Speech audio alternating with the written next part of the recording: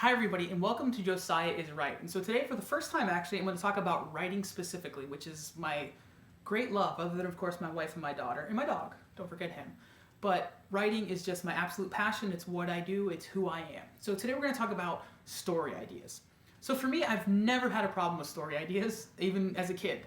That's why I love writing. I'm a storyteller. So story ideas would always really easily come to me, but what wouldn't come is ways to shape them. You know, I'd have an idea, I'd have an image or a scene or things like that, but shaping them was always a problem.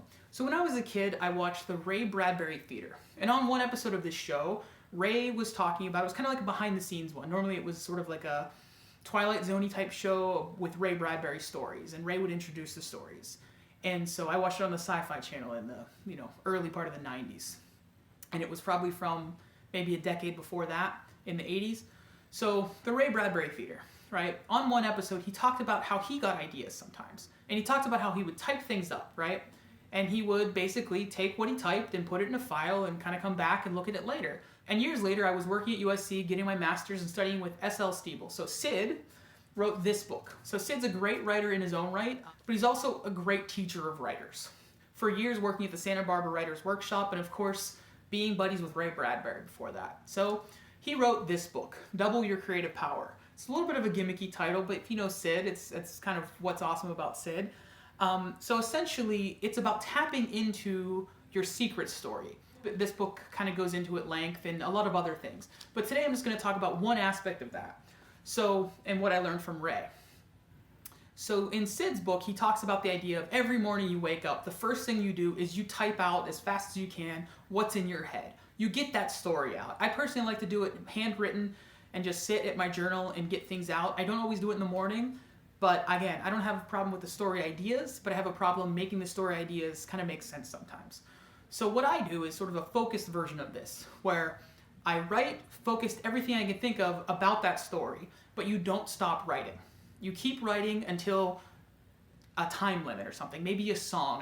There's a particular song by Josh Ritter called Thin Blue String that I like to use. It's about 10 minutes long. So I write to that, and if I get stuck, I kind of let the words carry me. And I don't know what to write, but you just keep going.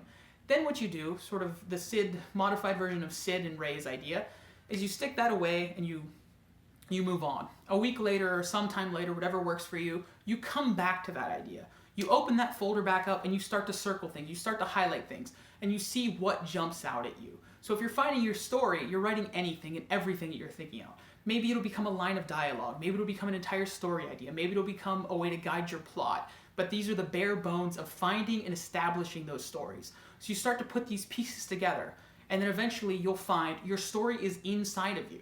It's already there. It's just a matter of tapping into it, using these techniques, using these resources to pull it out of you. So we'll go more in depth in the future, but that's just a little primer. So this week, your homework, yes, I'm giving you homework. Your homework is to at least, for 10 minutes each day, try that focused writing, where you're just trying to get out what's inside of you, right? And then next week, I want you to do is go back and revisit each of those writings. Ray would put it in a different file folder and then bring it out, and it would become a story that might be a story 20 years later. For you guys, I want you to kind of focus on 1 week period where you're writing these things out, and then the following week, looking through to see what the common threads in there are. So once you do that, we'll talk again. But thank you, and remember, Josiah is right, and I am excited to talk more about writing and more about my process.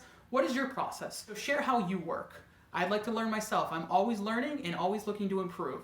So share your process, share your writing, share your words. Be sure to like, subscribe, and comment. And of course, thank you for hanging out. And remember, Josiah is right, W-R-I-T-E this time.